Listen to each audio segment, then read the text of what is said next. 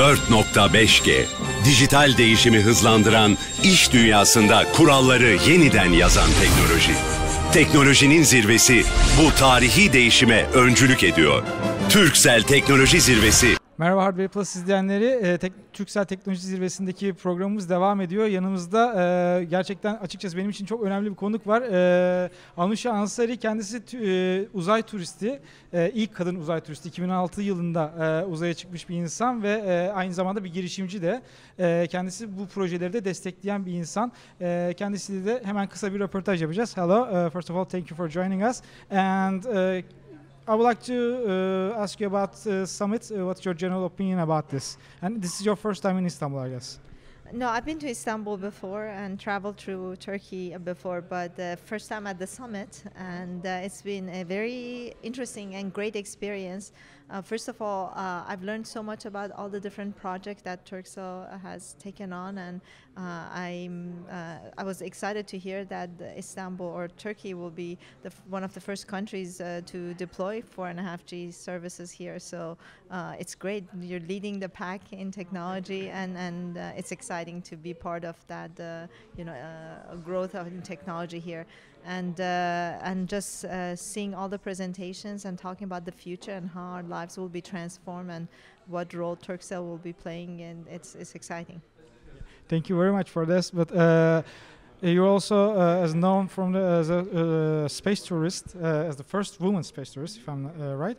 And I would like to ask you your experience as a civilian being in space. Of course, you have some training, but as a civilian being in space, how does it feel like? And what's your project about space tourism? And what do you think about the already on progress space tourism projects?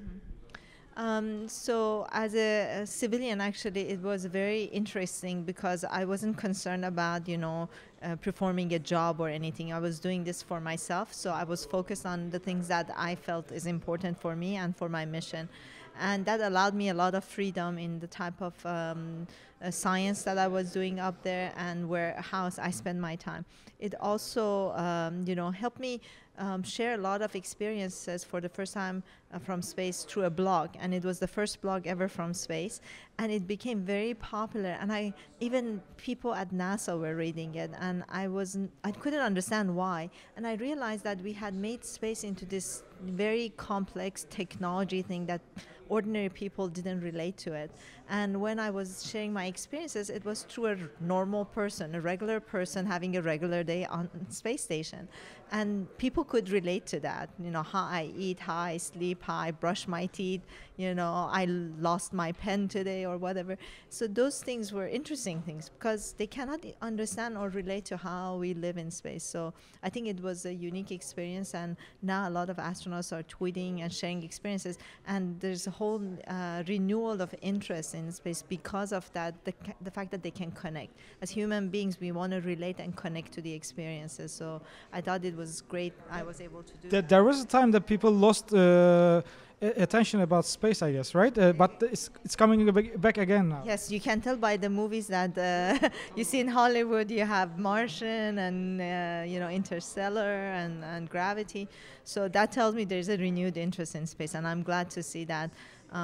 Not only in just movies, but of course through the Ansari X Prize, we hope that we reignite this whole private space industries and grow them. And this has been accomplished, and it continues to grow.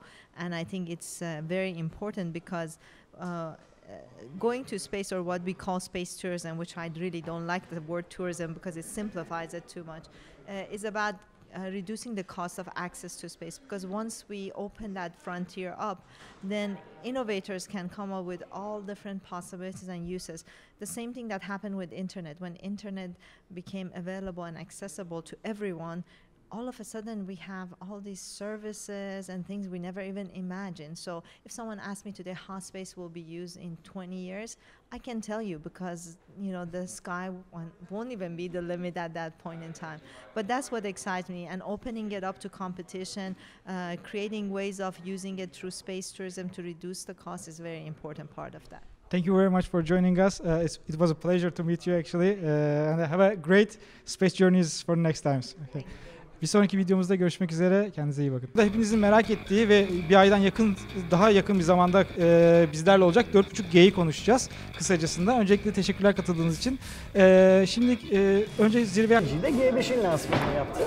Ama Samsung S7'de suya ve toza dayanıklılık sertifikası aldı. Biliyorsun bu bugüne kadar Sony'nin elinde olan bir kulvardı. Ve böylece artık Sony'nin suya ve toza dayanıklı tek telefonu biz